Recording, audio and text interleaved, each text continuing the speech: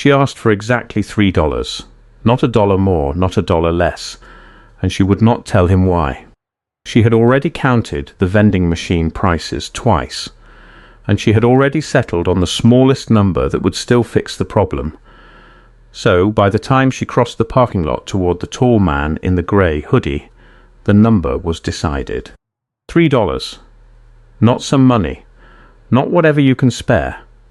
$3. Exactly, because that was the price of the thing that would quiet her stomach, and because her mother had raised her never to ask a stranger for $1 more than she truly needed. She was 8 years old. She had not eaten a real meal since Sunday, and she had no idea, none of them did, that this one small request was about to pull loose a thread that would unravel 31 months of quiet theft in a place 2 miles away, in a back office she had never seen, run by a man she had never met. Stay with this all the way to the end. Because the thing this story shows you about who really earns our trust will change the way you look at every person who has ever told you they were only doing their job. The afternoon over Greensboro was doing something almost unfair that day, warm and gold and generous, spilling across the pavement like it had nowhere better to be, while Kaia Dawson walked through it on an empty stomach for the second day in a row. She had learned to swallow the growl before anyone could hear it. She had learned to smile at the grown-ups on her block, so they would not worry, because a worried grown-up asked questions, and questions were heavier than hunger. She had crackers on Monday morning. Half a granola bar a teacher pressed into her hand without asking why, and by Tuesday the hunger had stopped feeling sharp and had started feeling like something she simply carried, the way she carried her backpack, the way she carried the smile. Kaia was small for her age, with 2 neat braids her mother had done at 5 that morning before leaving for the first of 2 jobs. She walked the same route home every day, past the corner store where Winnie Cross swept the same 3 feet of sidewalk at the same hour and called out the same gentle question, "How is your mama doing, baby?" "Fine," Kaia always said, working hard, and it was not a lie, exactly. Danielle Dawson really was working hard, up at 4:40 to catch the bus to a cleaning shift in the office towers downtown, home just long enough to change, gone again by 3:30 for the dinner rush at a steakhouse that did not let her out until well past midnight. Between the 2 jobs there was barely enough time to breathe, and there was certainly not enough time to notice that the number at the bottom of her paycheck had been quietly, patiently wrong for almost a year. Kaia did not know about the paycheck. She only knew the freezer had been empty since Sunday, and that her stomach had made a sound loud enough in class that morning for a boy 2 seats over to laugh and ask if she had swallowed a frog. She laughed along. She always laughed along. It was easier than the alternative. She came up on the big glass building the way she always did, slowing her steps without meaning to. The place did something to her. The size of it, the way it looked like it belonged to a different city than the one she lived in 3 blocks away. That is when she saw him. A tall man, easily as tall as the doorway he stood near, in a grey hoodie gone soft from washing and a ball cap pulled low enough that most people would not have looked twice. He had a phone to his ear and one shoulder against a black SUV that did not look flashy so much as expensive in a quiet way, the kind of expensive that does not need to be noticed. Kaia did not recognize him. She only noticed the way he laughed low into the phone, and the way, a moment before, he had lifted 2 fingers off the hood of the car to wave at a man wheeling a trash bin past, as if that man mattered exactly as much as anyone else in the lot. Her stomach made the sound again. Her mother had told her 100 times not to bother strangers. You do not know what kind of day a person is having. But there was something in the way this man stood, unhurried, like he had nowhere he needed to be, that made an 8-year-old think that maybe, just this once, the rule could bend. She walked up slow. She gathered every scrap of courage a child that age keeps stored for emergencies. She cleared her throat and said, "Excuse me, sir." The man turned, and when his eyes landed on her, something in his face moved. Not pity, nothing that simple. Something closer to recognition, as if he were looking at someone he already understood without being told. He lowered himself down, one knee bending, until he was closer to her height. "Hey there," he said. "How are you doing?" Kaia felt the words stick behind her teeth. Up close, he did not look like the giants on television. He looked like somebody's father, somebody patient. "I was wondering," she said, and swallowed, "if you could help me with $3. It is for something to eat." Michael Jordan had heard a great many requests in 60 years of living. Deals worth 9 figures. Favors from old friends and from strangers, who dressed the favor up as small talk first. He had gotten very good at knowing which asks carried weight underneath them, and which ones did not. This one carried weight underneath it like a stone in a coat pocket. "Of course I can," he said, and then before he had fully decided to, he asked her name. "Kaia," she said. "Kaia Dawson. Nice to meet you, Kaia. I am Michael." He watched her face for the flicker of recognition that usually came fast when he gave his name in a city like this. It did not come. She just nodded the way you nod when a stranger tells you his name is Robert or David or anything at all. Something about that steadied him. "Were you headed home?" he asked. She nodded, but he caught the half-second of hesitation before the nod, the kind that told him there was more behind her eyes than a snap could fix. "How about this?" he said. "I know a good place close by, real good burgers. Would you let me buy you dinner instead of just the $3? Her eyes did something then that he would think about for a long time. It was not the food. He understood that even in the moment. It was that somebody had asked a second question. Somebody had wanted more than to hand her money and move on with his afternoon. They walked together toward the diner on the corner, and Michael noticed the way Kaia waved at nearly everyone they passed, the way she knew which crack in the sidewalk to step around, which storefront belonged to whom, the exact rhythm of a neighborhood that was her entire world. What neither of them knew yet, walking those 3 blocks in the gold light, was that this ordinary afternoon was about to become the thread that pulled loose 11 months of something ugly, and then 31 months, and then a pattern with 4 names on it. Holston's Corner sat on the corner like it had grown there instead of being built. A squat brick building with a faded green awning and 4 booths reupholstered so many times the vinyl had gone the color of an old dollar bill. Roy Alston had run the counter himself for 19 years, a broad-shouldered man in his late 50s, with a voice like gravel and one unspoken absolute rule that everyone who came through his door got treated exactly the same, whether they wore a suit from an uptown firm or were counting nickels for a fountain drink. When Michael and Kaia walked in, Roy looked up from the flat top and did a slow double take, the kind a man does when his eyes tell him a thing his brain refuses to confirm without a second look. He said nothing about it.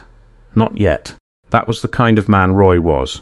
"What can I get you to?" he asked, wiping his hands on an apron that had seen better decades. 2 burgers, 2 fries, Michael said, glancing down, and whatever she wants to drink. "Water is fine," Kaia said quickly, the reflex of a child who had learned early not to ask for extras.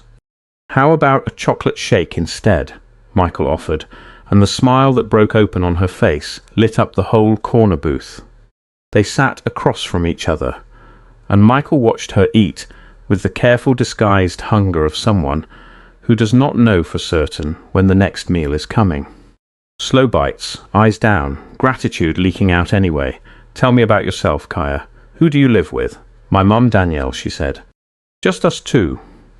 She cleans buildings in the morning and waits tables at night. And your father, never met him. Mum says some men just do not know how to be dads, but she says she can be both at once." She said it without bitterness, only the flat acceptance of a child who had learned early that the world is not required to be fair. Michael felt something tightened low in his chest, an ache he recognized from a long way back. Small house near the river in Wilmington. A father who worked long hours to keep food on a table that did not always have quite enough on it. A mother who stretched every dollar until it nearly tore. He did not say all of that to an 8-year-old across a diner table. He only thought, quietly, that he had once been a child on the other side of a thin table like this one, and that some debts a person never truly finishes paying, only passes along to whoever needs them next. He let it sit behind his eyes while he asked his next question. What do you like to do, besides watch basketball on TV? I like to read, she said. There is a library at school, and Miss Harlan lets me take books home even when I forget to bring them back on time. A small, private smile. And I want to be a lawyer someday. A lawyer, he said. Why is that? So I can help people like my mom. People who work hard, but sometimes need somebody who knows how to talk in the language of important papers. She said it as if she had rehearsed the sentence, maybe overheard it from an adult once, and kept it in her back pocket for exactly this kind of moment. Michael sat with that longer than felt casual. An 8-year-old who already understood in her bones that the world sometimes needs a translator between the people who do the work and the people who decide how they get paid for it. You are a pretty remarkable kid, you know that. My mom says I am the reason she gets up every morning, Kaia said, and then her face clouded. Sometimes I worry about disappointing her, about not being as strong as she needs me to be. That sentence did something to Michael that 6 championship trophies never had. He looked at this child and saw underneath her the shape of 1,000 children like her, carrying weight built for shoulders twice their size, learning early that love sometimes arrives with a bill attached that no one should have handed a kid in the first place. Kaia, look at me, he said, gentle but certain. You do not have to be strong all the time. That is not your job. That is not supposed to be any child's job. Then whose job is it? She asked. He did not answer right away. Behind the counter, Roy had gone still, wiping the same 6 inches of laminate 3 separate times, close enough to hear without appearing to listen, the way a good diner owner learns to become furniture when furniture is what a conversation needs. Would you let me meet your mother? Michael finally said. I would like to talk to her, if that is all right with you. Kaia studied him a long moment, the careful study of a child deciding whether a grown-up has earned a piece of trust. She gets home around 2:30 before her second job, she said. You think she would want to meet me? I do not know. A small, honest shrug. But I think you are different. Roy Alston set down his rag then, walked over with a check nobody had asked for, and looked Michael dead in the eye with the calm of a man who had just confirmed a thing he had suspected the second they came through the door. Meal is on the house today, Mr. Jordan, he said, quiet enough that only the 3 of them heard it. You all come back any time. Kaia's head snapped up. Wait, she said. Jordan. Finish your shake, Michael said, and there was warmth in it, a low laugh underneath, but also something steadier. The look of a man who had just decided, without needing to say it out loud, that this ordinary afternoon was not ordinary anymore, and that whatever was quietly wrong in this family's life, he intended to find out exactly what it was. Danielle Dawson got off the bus at 2:19 that afternoon, 7 minutes behind schedule, and walked the 4 blocks home the way she walked everywhere lately. Fast, head down, doing math that never came out even. Rent was due in 5 days. She was $187 short by her own count, and that was before groceries, before the light bill, before Kaia needed new shoes, because begun to separate at the toe like a mouth learning to talk. She found her daughter on the porch steps, swinging her legs, far too pleased with herself for a kid who was supposed to be doing homework. Mama, guess what happened? What happened, baby? Danielle sat down beside her, bone-tired in the particular way that comes from scrubbing 40 offices before most of the city has finished its coffee. I met a man outside the arena, and he bought me dinner, Kaia said, the words tripping over each other. A whole burger and a chocolate shake and everything, and Mr. Alston called him Jordan, and Mama, I think it was him. I think it was Michael Jordan. Danielle went very still. Kaia, Mary Dawson, you know better than to take food from a stranger. He was not a stranger the whole time, Mama. He asked me questions. He wanted to meet you. She watched her mother's face do something complicated. He said he would like to talk to you. He is not a bad man, I could tell. Danielle had spent 29 years learning which men to be careful of, and every instinct she owned told her this one did not fit any of the shapes she had learned to watch for. Still, a famous man, her daughter, a free meal that came with a request attached. Where would we even do that, she said. Mr. Alston said he would be back at the diner tomorrow, around 4, before your shift, Kaia said, and looked up with the unbearable hope of a child who has decided something good is about to happen and cannot be talked out of it. Please, Mama. Just to say thank you. That is all. Danielle looked at her daughter's shoes, at the socks showing through the split at the side, and thought about the $187, and found she did not have the energy left to say no to something this small. The real trouble, the trouble neither of them had put a name to yet, had a name. The name was Roland Vaughn. Vaughn ran the overnight operation at the Fairhaven Chop House, a steakhouse on a downtown avenue that did brisk business with the after-work crowd, and an even brisker business, if anyone had thought to look closely, in the gap between what the servers earned and what actually showed up on their checks. He was 51, wore a tie even on the nights he did not need one, and had built a reputation among the wait staff for two things: a smile that never reached anywhere near his eyes, and a habit of explaining every unfair thing he did as simply how we do it here. That was the quiet genius of what Vaughn did. He did not only take money, he took something harder to count, the belief a tired person keeps in her own eyes, and he taught her to trust his 11 years over her own arithmetic. The theft that leaves the deepest mark is never the one that empties your pocket. It is the one that persuades you that you were the one who counted wrong. Danielle had first noticed the shortfall the previous autumn. A gap in the tip pool she counted twice herself. She had asked about it, careful and deferential, the way you learn to ask a thing when you cannot afford to lose the job over the asking. Tip pool math is complicated, Danielle, Vaughn had said, not looking up from his clipboard. You want me to walk you through the whole formula, or you want to trust that I have been doing this 11 years? She had not asked again out loud, but she had started keeping a small spiral notebook in her apron pocket, writing down her real tips at the end of every shift before the pool got split, comparing them against what landed 2 weeks later. The gap was never huge. $22 here, $34 there. Small enough that a woman exhausted from 2 jobs might convince herself she was misremembering, that the math was just hard, that a man who had worked there 11 years surely would not. Small enough, in other words, to hide inside 11 months without anyone catching it. Except a woman with a notebook and a very good memory for numbers, who had said nothing to anyone because she needed the job more than she needed to be right. She had it all. She just had not figured out yet what a woman with 2 jobs and no lawyer was supposed to do with a notebook full of stolen money. Michael came to the diner the next afternoon a little before 4, this time with company, a broad, unhurried man in his 60s named Errol Banks, who had worked alongside him for nearly 20 years and had a gift honed over decades for being present in a room without anyone quite noticing he was there. Michael did not go many places alone anymore, not because he needed protecting, but because some conversations deserve a second set of ears, a second memory, someone steady in the corner while he did the listening. Roy had the corner booth ready without being asked.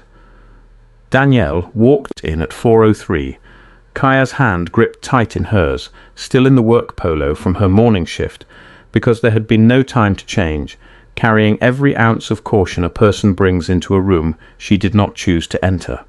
Michael stood when she approached, an old habit his mother had drilled into him before he was old enough to understand why it mattered, and waited for her to sit before he did. "Mrs. Dawson, thank you for coming." "Danielle is fine," she said. Her eyes moved over him once, cataloguing. "My daughter says you bought her dinner yesterday." "I did. She is a remarkable kid, smart, kind to everyone she passed on the walk over. You should be proud of the job you have done." "I am." Something in Danielle's shoulders came down half an inch, just from being told that plainly by a man with no reason to lie about it. "I appreciate what you did for her, I really do," she said. "But I want to be clear, Mr. Jordan. We do not need charity. We are doing fine." Michael let that sit a second before he answered, unhurried the way he was about most things. "I hear you, and I respect it," he said. "I am not here to hand you money, Danielle. I grew up in a house where things were tight too. My father worked hard, and it still was not always enough some months. I know pride is not something you set down just because a man with a nicer car tells you to." Her eyes flicked to him, surprised despite herself. "What I would like to ask is different," he went on. "Kaia told me she wants to be a lawyer someday, so she can help people who work hard but need someone who speaks the language of important papers." He watched her breath catch, just slightly, at hearing her own daughters return to her. "I would like to help make sure she gets every tool she needs to actually get there. Tutoring, books, the kind of foundation that turns a dream like that into something real." "And what is that going to cost me?" Danielle asked. "Nothing but showing up for her the way you already do." She sat with that a long moment, the kind of silence that has weight to it, 3 full ticks of the clock on Roy's wall passing before anyone spoke. "And what about you?" Michael asked, gentler now. "What did you want before all this? Before it was only about keeping the lights on?" The question caught her so completely off guard that for a second she only blinked at him. Nobody had asked her that in longer than she could remember. "I wanted to teach," she said, finally quiet. "Little kids. I was 2 semesters from my degree when I had Kaia, and then there just was not room for it anymore." "How about we make room?" he said. Her eyes went bright and she looked down fast, blinking hard, unwilling to cry in front of a stranger in a diner booth, even though every instinct in her chest wanted to. "Can I ask you something? And I want you to answer me honest," Michael said. "How has work been, the restaurant?" It was such an ordinary question it nearly slid past her. But something in the stillness of his face, patient, as if he already suspected the answer, made her hesitate. "It is fine," she said, too fast. Beside her, colouring on a page Roy had slid her way, Kaia looked up without meaning to. "Mama has been counting numbers in her little book every night," she said. "She thinks I do not see her doing it." "Kaia." "I am sorry, Mama." "It is all right," Michael said, and there was nothing pushy in it, only an open door left standing there in case she wanted to walk through it. "You do not have to tell me anything today, but if something is not sitting right at that job, I would like to hear about it. Whenever you are ready." Danielle looked at her daughter at the colouring page, at the man across the table who had not raised his voice once, had not reached for his wallet, had not done a single thing that resembled what she had braced herself for. "There is a manager," she said finally, so quiet that Errol had to lean in to catch it, Roland Vaughn. "He runs the overnight shift. I think," she stopped, started again, "I think he has been taking from the tip pool. From all of us, maybe. I do not have proof exactly. I just have numbers that do not add up, and 11 months of being too scared to say so out loud to anyone who could do something about it." The words hung there in the small booth, and what none of them fully understood in that moment, not Danielle, not Kaia colouring quietly beside her, not even Michael, was that the man in the faded ball cap had just been handed the first thread of something that was about to come completely undone. Michael did not say much after that. He asked a few careful questions. How long? How much? Whether she had told anyone else. He wrote nothing down and made nothing that sounded like a promise. He had learned a long time ago that the loudest reactions are usually the least useful ones.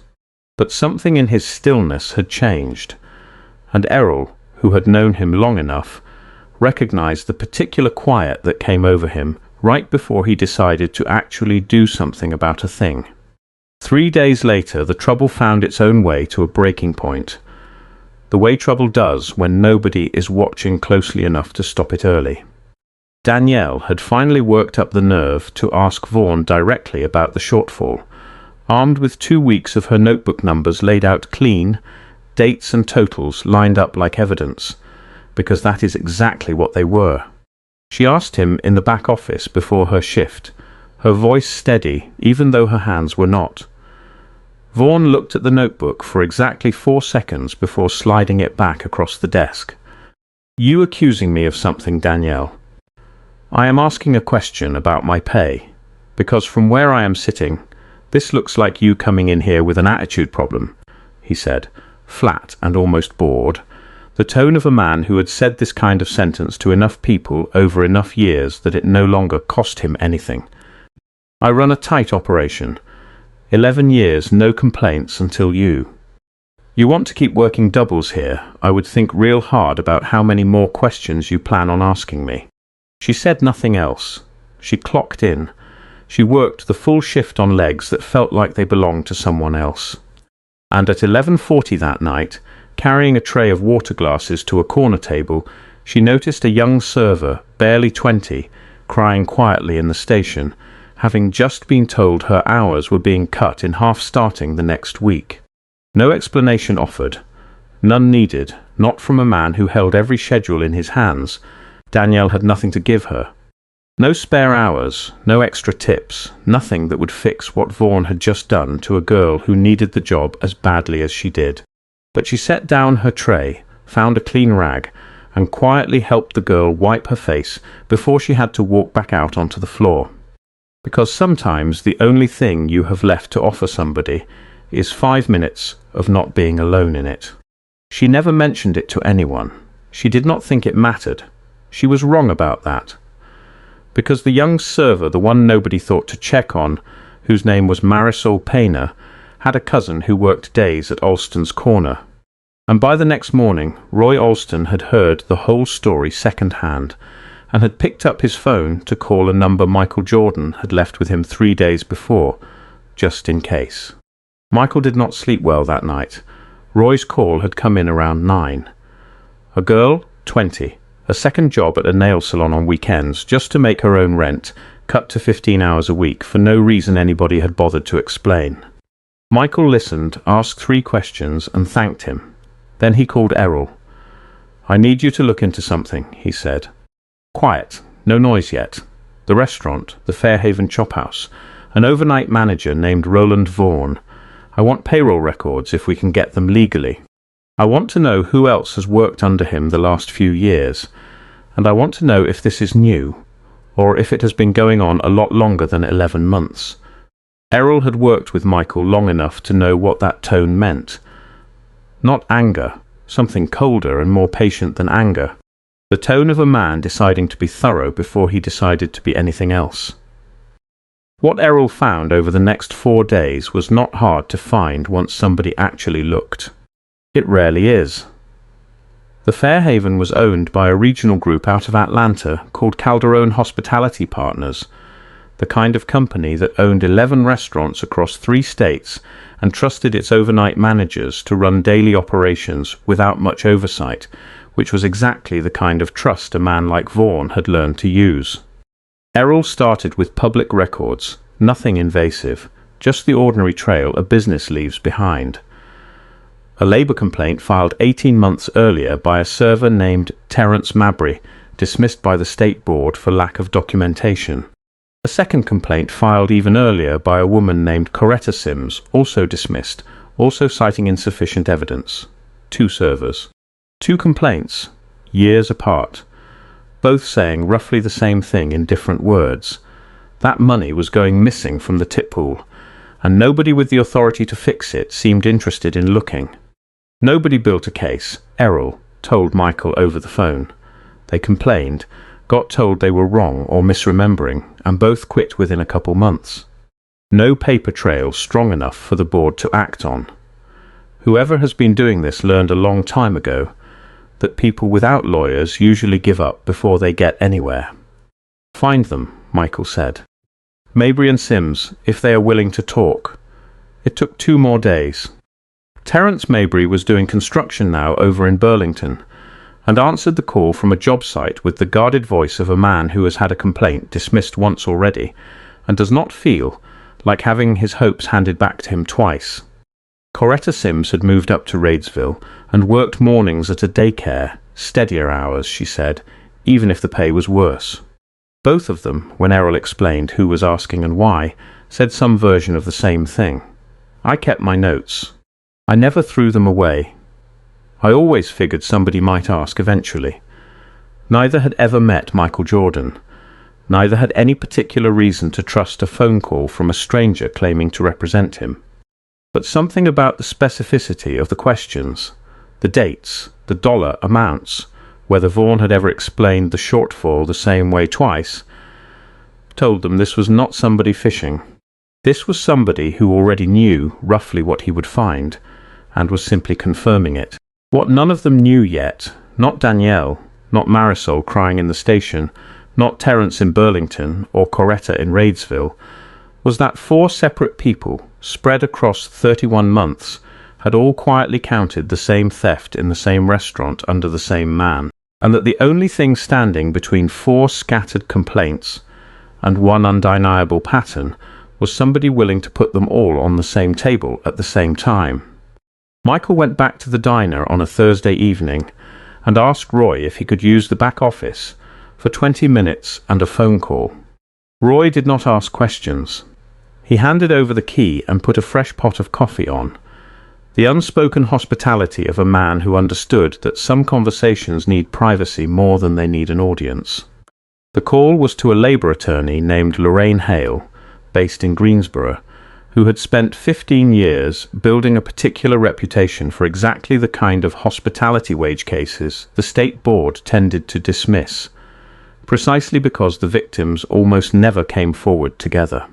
4 separate people, Hale said, once Errol had walked her through what they had. Across nearly 3 years, same manager, same pattern, same excuse every time somebody asked. That is not 4 coincidences. That is a system somebody built on purpose. Can you build a case? With 4 people willing to sign statements and Danielle Dawson's notebook as a 5th thread, I can build a very strong one, she said. The question is whether Calderon wants to handle this quietly once they understand what they are looking at, or whether they want to find out about it from the Labour Board and the local news at the same time. Michael sat with that a moment. This was the part that mattered to him more than any lawsuit, more than any headline. I do not want this to be about punishing one man for the cameras, he said. I want the people he took from made whole. Whatever gets there fastest and cleanest, that is the road I want. Then let me draft something, Hale said. A formal notice to Calderon's corporate office. Not a lawsuit yet. A chance for them to do the right thing before it becomes one. Danielle did not know any of this was happening.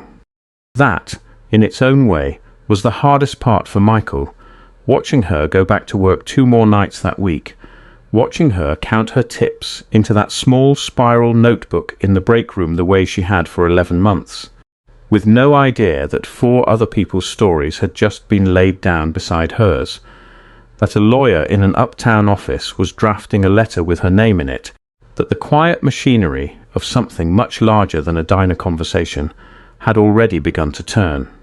He had not told her yet. He was not sure how to, not without making promises he could not guarantee would land the way he hoped. So instead, in the small ordinary ways available to him, he did what he could without waiting for the law to catch up. He called the owner of a grocery 2 blocks from Danielle's house, an old acquaintance from years of quiet good faith, and arranged without either of their names attached to it directly for a standing account to cover the Dawson family's groceries for the next several months, described to the cashiers only as a community assistance credit, the kind of unremarkable line item nobody questions twice. He reached out to Miss Harlan, Kaia's school librarian, and asked carefully what it would take to get Kaia into a weekend program for gifted students. The district ran but rarely advertised to families like the Dawsons, because nobody in their world ever had the time to go looking for it. Miss Harlan, delighted and more than a little starstruck, said she would have the paperwork ready within the week, and he called an old contact at Piedmont State University, a woman who owed the very start of her own career, 20 years back, to a scholarship fund Michael had quietly endowed when almost nobody knew he was doing that kind of thing. He asked her plainly whether the school had anything for a 29-year-old mother, 2 semesters short of an education degree, working 2 jobs, no time and even less money. We have evening and weekend cohorts built exactly for people like that, she told him. But most of them never find out the program exists, because nobody in their position has time to go looking. Then let us make sure she finds out, he said. What Michael did not say to anyone, not to Errol, not to Roy, not even to himself in so many words, was how little this had started to feel like charity, and how much it had started to feel like something owed. More than once that week he thought of his own mother at their kitchen table near the river in Wilmington, doing the same kind of math Danielle did every night, stretching dollars that were not built to stretch that far, never once complaining where her children could hear it. He thought of his father, who had worked long, unglamorous hours to keep food on a table that did not always have quite enough on it. Somewhere in the last stretch of days, without entirely meaning to, Michael had stopped thinking of Kaia Dawson as a stray kindness he had stumbled into on an ordinary afternoon, and had started thinking of her as something closer to unfinished business with his own childhood, a debt the world had been quiet afternoon, keeping on his behalf, waiting for the right to call it. Lorraine Hale's letter landed on the desk of Calderon Hospitality's regional vice president, a woman named Patricia Vance, on a Monday morning. And by Wednesday afternoon, Roland Vaughn had been summoned to the corporate office for what the calendar invite described only as a quarterly performance review. He wore his good tie. He had already decided, driving over, exactly how the conversation would go. A few pointed questions about labor costs. Maybe a comment about turnover on the overnight shift. The kind of meeting he had walked out of the same way he walked in a dozen times over 11 years. Confident, unbothered, a man who ran a tight operation. He was still thinking that when he sat down across from Patricia Vance and found Lorraine Hale sitting beside her, along with a folder 3 inches thick. "Mr. Vaughn," Vance began, "we have received a formal notice regarding wage and tip pool irregularities at your location, spanning back approximately 31 months. "I do not know what you have been told," Hale said, sliding the folder an inch closer without opening it, "but we have 4 independent statements from 4 different employees who worked under your management at 4 different points across those months. Each documents a tip shortfall they raised with you directly. Each describes being told, in some version of the same words, that the math was complicated and they should trust your 11 years of experience. 2 of them filed formal complaints with the State Board that were dismissed for lack of corroborating evidence." She paused, letting it land. "They have corroborating evidence now." Vaughn's jaw tightened, but his voice came out exactly as smooth as it always did. "Employees complain about their pay all the time. That does not mean anything. We also have payroll reconciliation records," Vance said, "going back to when this location switched register systems 2.5 years ago. Corporate finance ran the actual tip pool distributions against the reported splits for the last 6 months as a standard audit. The numbers do not reconcile, Roland. They have not reconciled in a very long time. This was the moment, and everyone in that room who had worked cases like this before knew it.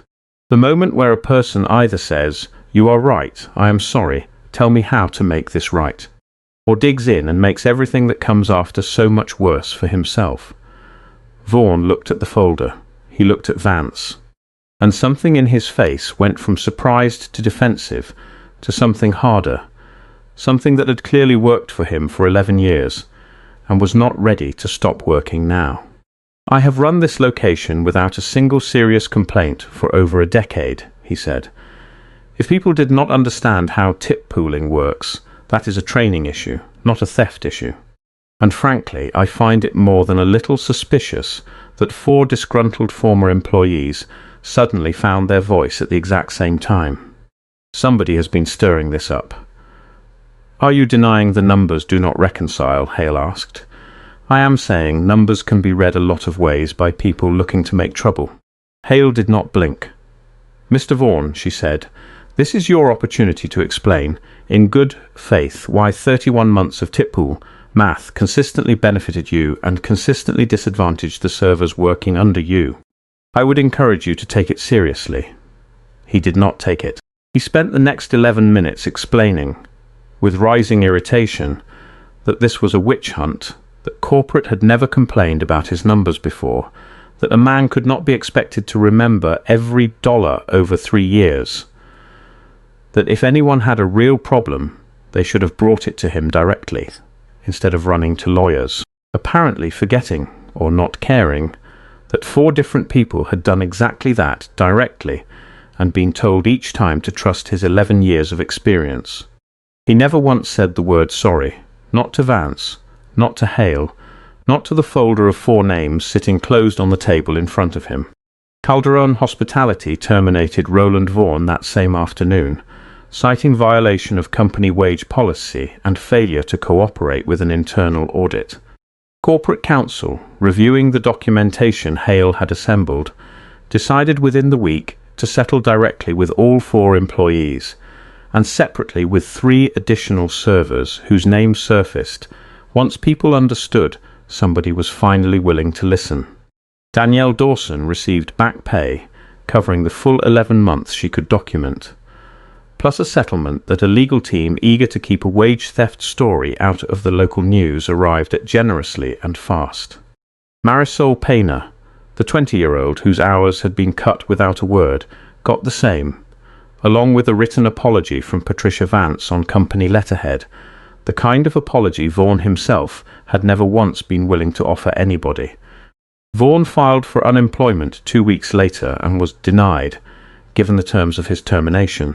He found work eventually at a smaller group out past the county line, at a manager's title 2 pay grades below what he used to make, and told anyone who asked that he had been the victim of a corporate scapegoating, that nobody wanted to hear the real story, that 11 years of running a tight operation should have counted for more than 4 people's word against his.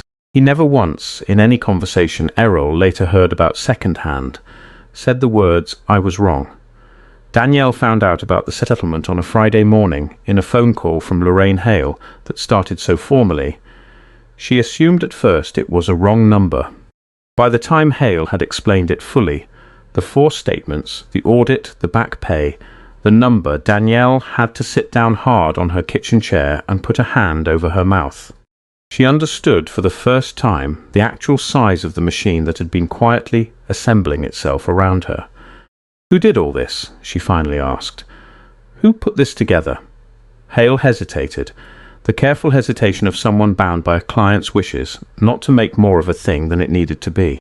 "I was asked to say only that someone who cares about your family a great deal made sure this got the attention it deserved." Danielle knew exactly who that was. She sat at her table a long time after the call ended, looking at the settlement figure written in her own shaking handwriting, thinking about 11 months of quiet, careful counting that she had assumed no one would ever take seriously, and thinking that a stranger who had bought her daughter a hamburger a few weeks earlier had turned out to be the only person in the whole city who did. Michael called her himself 2 days later, not to talk about the settlement. That part, he told her, was between her and the lawyers, hers, to keep or spend or save exactly as she saw fit. He called to ask whether she had looked at the paperwork Miss Harlan had sent home with Kaia, and whether she had thought any more about the evening cohort at Piedmont State. "Mr. Jordan, I do not know how to," she started. "You do not have to," he said. "Just show up for the classes. That is the only thanks I need." She enrolled the following month, a full scholarship arranged quietly through the same fund that had helped her professor's own career begin 20 years earlier, though Danielle never learned that particular detail and never thought to ask. She kept both jobs at first, too frightened to let go of income she had leaned on so long, but 3 months in, with the settlement covering what the second job used to cover, she cut down to just the morning shifts and her evening classes. And for the first time, in longer than she could remember, she made dinner at home on weeknights, instead of grabbing something on the way between jobs. Kaia started her weekend program that same month and came home the first Saturday talking so fast about mock trial exercises that her mother had to ask her to slow down twice. She kept a small notebook of her own now, not for counting tips, but for writing down words she liked the sound of. Jurisdiction, testimony, precedent, words she collected the way other kids collected trading cards, A year later, almost to the week, Michael walked into Alston's corner on a warm afternoon in early June. Danielle noticed him first. She looked different, not dramatically, not in a way a stranger passing on the street would have caught, but different the way a person looks once the weight has actually come off their shoulders, instead of just being carried better. She had 3 semesters finished now, 1 more to go, and had started a student teaching placement at a Title I elementary school 4 blocks from her own house, working with second graders who reminded her, she told Michael, of exactly the kind of kid Kaia had been not so long ago. "I still clean mornings," she said, sliding into the booth, "but 2 buildings now, not 4. I have not needed the second job in months." Kaia came in a few minutes later, straight from the program, backpack over one shoulder, taller than he remembered, though it had only been months. She lit up seeing him the way she had the very first day. But there was something steadier in it now, less surprise and more the recognition of somebody who had simply become part of her life. "Guess what?" she said, sliding in beside her mother. "I won the school debate. Second graders all the way up to 5th, and I won it. And the topic was whether homework should be required, and I argued the against side, even though I actually think homework should be required, because Miss Harlan says a good lawyer has to be able to argue both sides." "Miss Harlan sounds like she is teaching you the right things," Michael said. "She says I remind her of you," Kaia said. "Not the basketball part, the part where you listen more than you talk." She said it simply, without knowing quite how much weight the sentence carried for the man across the table. Michael sat with that a moment, the particular quiet 3 ticks of the clock long that had become over the past year something like a private signature of his. "Your mama tells me you are doing well in school," he said. "I am doing great in school," Kaia corrected, with the exact confidence of someone who has learned that the truth does not need softening. "I want to go to law school one day. Real law school, not just the program.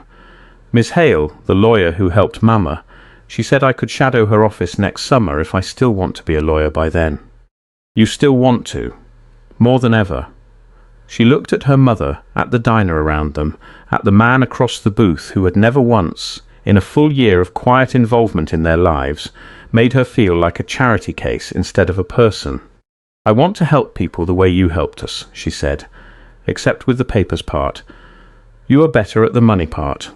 Roy Alston, wiping down the counter nearby, laughed low enough that only the 4 of them heard it. Michael thought about that conversation for a long time after he left, driving back toward his office with the windows down and the early June air moving through the car. He thought about his own father all those years ago, and about how strange and quiet the arithmetic of a life can be. How a single ordinary afternoon, an empty lot, $3 asked for with more dignity than most grown adults could manage, had turned into a full year of somebody's life being put back together, piece by unglamorous piece. He thought too about Roland Vaughn, working now for 2 pay grades less, still telling anyone who would listen that he had been wronged, that nobody understood the real story, that 11 years of running a tight operation should have counted for more than 4 people's word against his. Michael had heard second-hand that Vaughn applied for a management post back at Calderon a year and a half later and was turned down without an interview. His file, it turned out, followed him further than he had expected it to. Michael felt no particular satisfaction in that. It was not the part of the story that mattered to him. What mattered was a woman with a spiral notebook who had finally been believed, after 11 months of being told to trust somebody else's version of the truth over the evidence of her own eyes. What Michael had come to think, over 60 years of living, was that the whole of it, really, was not the 6th championship or the businesses, or any of the things a stranger might assume built a man's worth.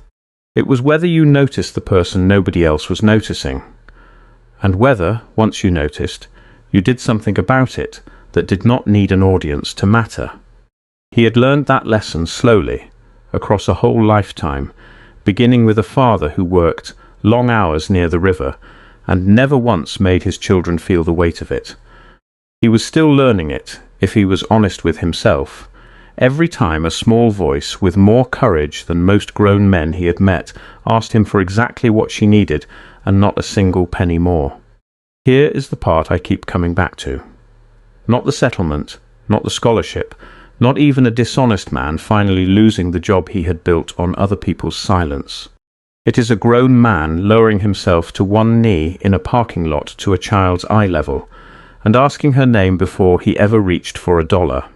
Because somewhere along the way he had learned a thing worth the whole rest of the story. That dignity was never a reward handed down to the important. It is a basic right. It costs nothing to give, and it means everything to receive. Most of us will never have the resources this man had. But every one of us crosses paths, more often than we notice, with somebody carrying a version of that $3. A small request that is really about something much larger sitting quietly underneath it. The lesson is not that you have to fix a stranger's entire life. It is that you can choose on an ordinary afternoon, in an ordinary parking lot, to actually look at the person in front of you instead of straight through them. To hear the small ask, and to wonder, even for a second, what larger truth might be sitting underneath it. So let me leave you with one honest question.